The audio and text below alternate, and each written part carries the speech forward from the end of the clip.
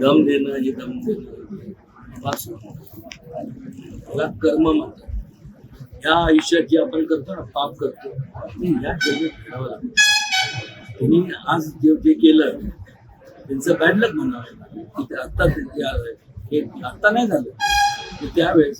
आणि जेव्हा त्यांनी उमेदवारी जाहीर केली त्यांनी त्यावेळेस आता ते मला वाटतं ते जांभून इंटरव्ह्यू वेलवरती आहे असं म्हणजे विचारपूस केली मला समजलं.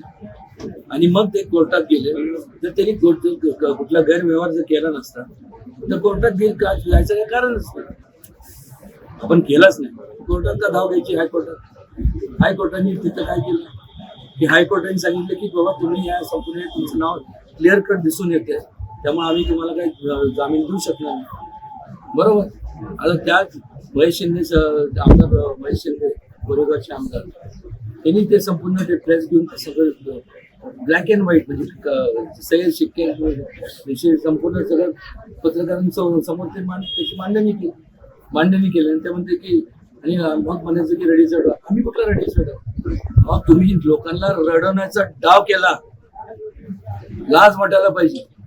आणि अशा जर एका एपीएमसी मार्केटमध्ये जर एवढं सगळं 4,000 जे काय असेल त्याचा घोटाळा उद्या अशा लोकांना तुम्ही जर तुम्ही असं नेतृत्व तुमच्या हातात दिलं तर जिल्ह्याची काय अवस्था आहे. पण ते पण सोडून द्यावी. हे यशवंत विचार सांगतात. यशवंत विचार म्हणजे यशवंतराव चव्हाणांचे विचार, बरोबर. पण यशवंतराव चव्हाणांचे विचार काय असे विचार होते, लोक कल्याणाचे विचार होते. त्यांनी असं कधी केलं नाही. आणि संपूर्ण या 18 लाखाच्या लोकसभेच्या मतदारसंघात एकही चारित्र्य संपन्न माणूस व्यक्ती तुम्हाला मिळाला नाही.